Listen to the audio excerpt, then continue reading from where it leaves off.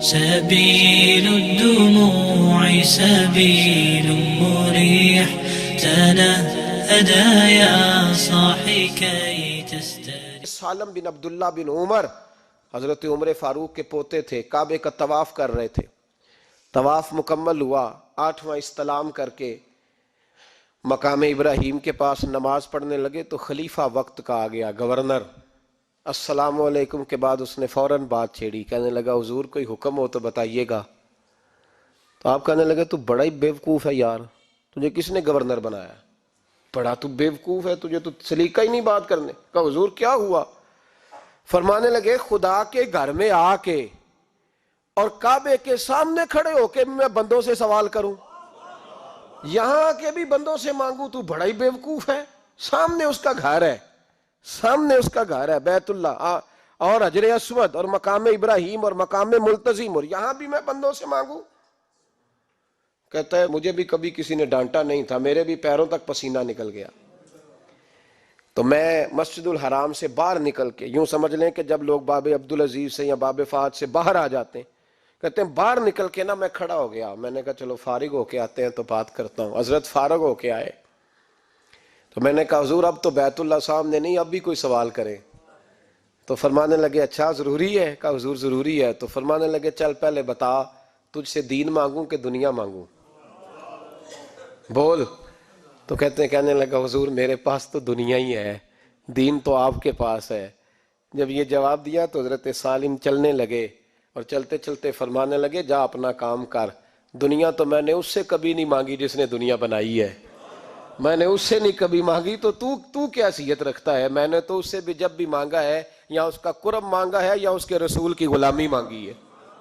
تو اس سے نہیں مانگتا جس نے بنائی ہے، تو کیا دے سکتا ہے؟ تیری کیا حیثیت ہے؟ تو بھائی ان لوگوں نے قریب پھٹکنے نہیں دیا، ان کے قریب یہ چیز آئی نہیں، بے نیاز لوگ تھے، توجہ ہی نہیں تھی. حضرت محبوب سبحانی غوث اعظم شیخ عبد القادر جیلانی رضی اللہ تعالیٰ عنہ، آپ ایک کاروبار بھی کرتے تھے، تو آپ کا کچھ مال آ رہا تھا جہاز کے ذریعے. ایک بندے نے خبر دی کان میں حضور جہاز ڈوب گیا. فرمانے لگے الحمدللہ الحمدللہ. ڈوب گیا جناب، یہاں جہاز ڈوب جائے تو بندہ بھی ڈوب جاتا ہے.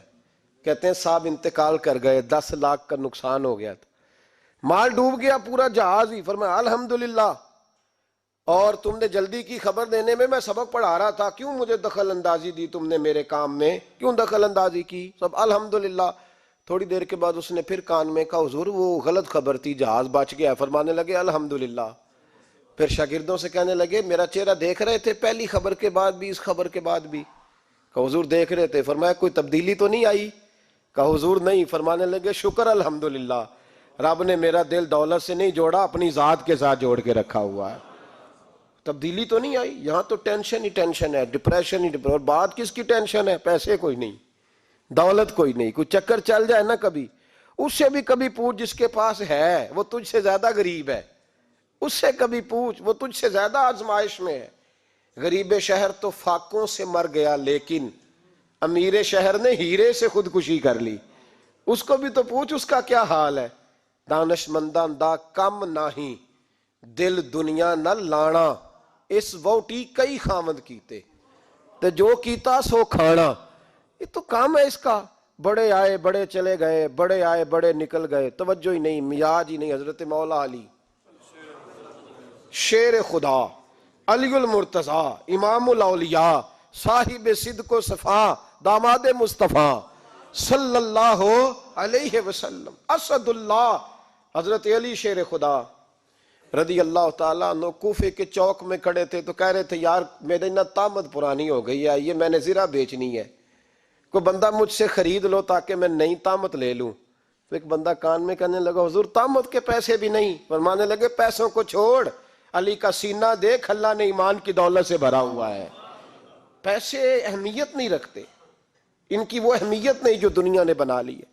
فرمایا ضرورت نہیں تھی، اب ذرا احساس ہوا ہے کہ زیادہ ہی پھٹ گیا ہے، پردہ نہیں صحیح طرح پورا کرتا، تو میں نے کہا چلو زرہ بیچ کے نیا لے لیں. ضرورت نہیں، مزاج نہیں، طبیعت نہیں، انہوں نے ماحول نہیں بنایا. ہمارے تو حد ہو گئی، اتنا بری حالت ہے کہ ناقابل برداشت. حضرت عمر فاروق رضی اللہ تعالیٰ عنہ صحابہ نے مسجد نبوی میں بیٹھ کے میٹنگ کی عمر کی تنخواہ بڑی تھوڑی ہے مال غنیمت میں سے، اب تو عمر کے پوتے بھی ہیں، نواسے بھی ہیں، رشتہ داریاں بھی ہیں، تعلق بڑھ گئے ہیں، اور عمر فاروق بوڑھے بھی ہو گئے۔ میٹنگ ہوئی مسجد میں، اس طرح کریں کہ عمر کا کچھ تھوڑا سا نا مشاعرہ، کچھ تنخواہ، کچھ خدمت، کچھ وظیفہ بڑھا دیں۔ بات طے ہو گئی، جب مکمل ہو گئی تو کہنے لگے یہ بتاؤ شیر سے بات کس نے کرنی ہے؟ ادھر جائے گا کون؟ پہلے اس کا نام تو بتاؤ، وہاں جائے گا کون؟ تو انہوں نے کہا یہ تو ہم نے سوچا ہی نہیں، بات تو بڑی تگڑی ہے، عمر سے کون بات کرے گا؟ یہاں جتنا مرضی تگڑا پیر ہو، آپ نذرانہ لے کے جائیں مسئلہ ہی کوئی نہیں، کبھی کسی کو کہنا پڑا ہے؟ تو کہتے ہیں جناب کون بات کرے گا؟ تو ایک صحابی کہنے لگے کہ حضرت عمر رضی اللہ تعالیٰ عنہ کی جو صاحبزادی ہیں نا، حضرت حفصہ رضی اللہ تعالیٰ عنہ، وہ ام المومنین بھی ہیں، حضور علیہ السلام کی زوجہ ہیں، مومنوں کی ماں ہیں، ان سے کہتے ہیں، اور ان کے والد بھی ہیں۔ تو حضرت حفصہ سے کہا تو جناب حفصہ چل کے گئیں حضرت عمر کے پاس، جا کے کہا ابا جی ایک بات کرنی تھی۔ انہوں نے کہا بیٹے کرو، تو ان کو بھی پتا تھا نا جاہو جلال کا۔ کہنے لگے ابا جی مسجد نبوی میں صحابہ کی میٹنگ ہوئی ہے، ایک ہی محلے میں ایک ہی شہر میں لوگ رہتے ہیں تو ایک دوسروں کی خرچوں کا، ضروریات کا پتہ ہے۔ کہتی ہے میں نے پس منظر سارا کر کے بات کی، میں نے کہا سب کو پتہ ہے کہ آپ کے خرچے بڑے بڑھ گئے ہیں، تو مجھے نا انہوں نے حضور کی زوجہ سمجھ کے، قابل احترام سمجھ کے میری ذمہ لگایا ہے کہ تھوڑے سے پیسے آپ کے بڑھانے ہیں۔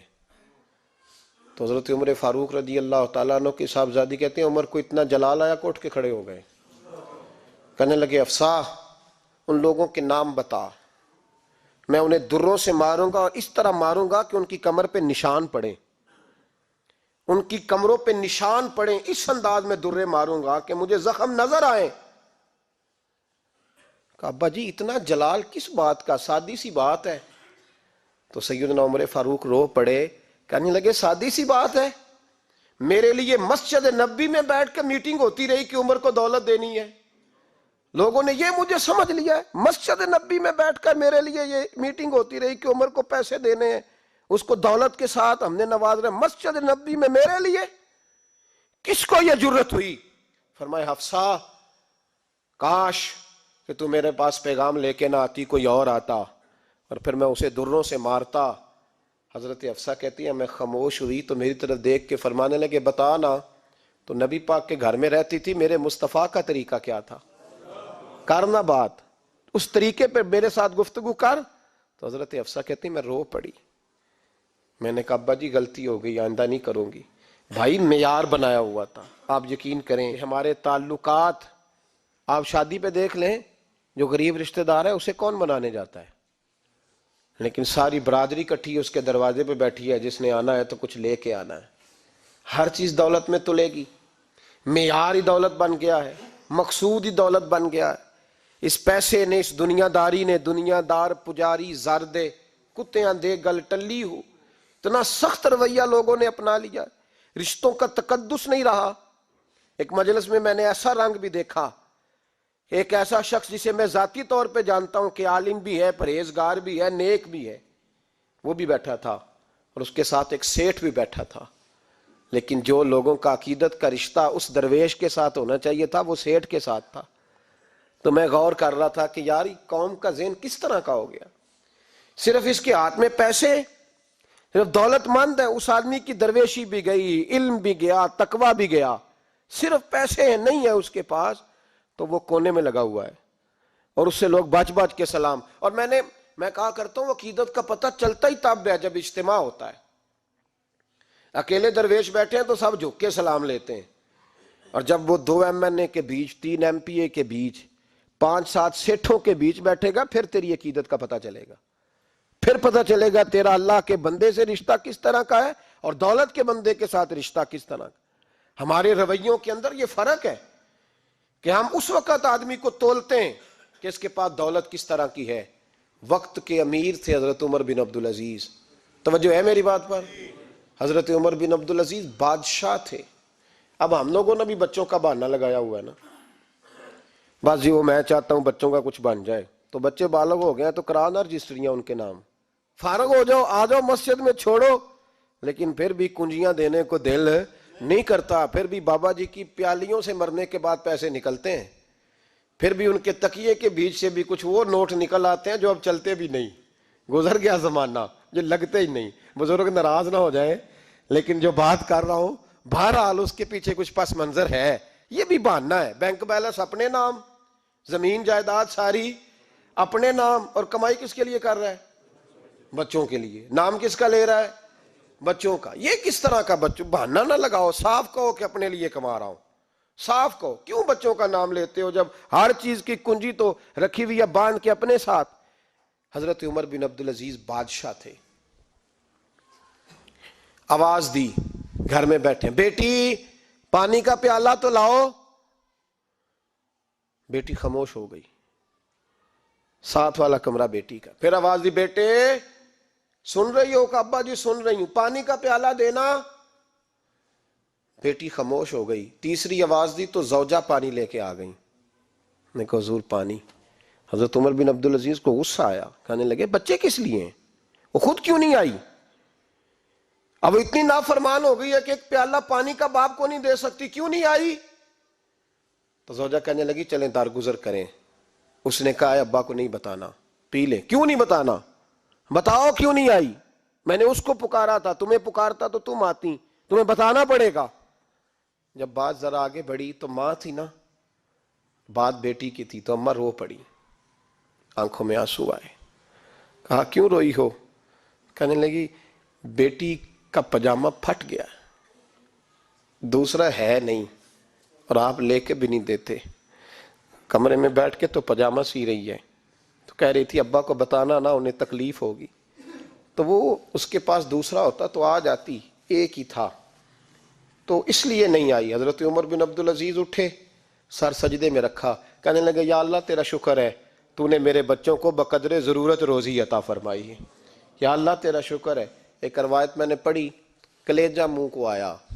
مصطفیٰ کریم بیٹھے تھے, تو سیدہ عائشہ صدیقہ رضی اللہ تعالیٰ نے عرض کی یا رسول اللہ صلی اللہ علیہ وسلم, وہ دیکھیں سیدہ فاطمہ آ گئی ہیں, وہ دیکھیں بی بی صاحبہ بغیر بتائے آ گئیں.